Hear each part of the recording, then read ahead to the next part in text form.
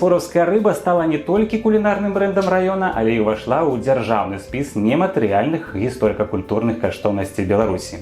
Адной з самых папулярных і традыцыйных страў з'яўляецца сушаная рыба, прыгатаваная ў печы на саломе.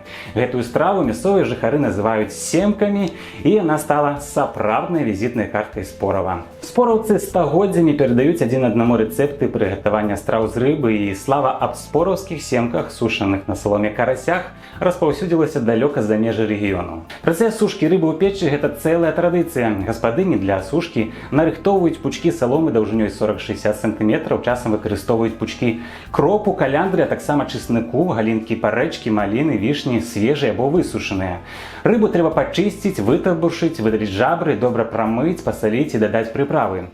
Затым рыба павінна паляжаць у расоле некалькі гадзін.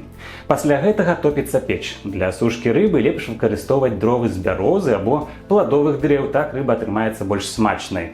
Калі дровы daгараць, попел вымятаюць, а на дно печы кладзецца салома, на якую выкладваецца рыба. Рыба павінна сушыцца ў печы на працягу сутак, у залежнасці ад яе колькасці і памеру.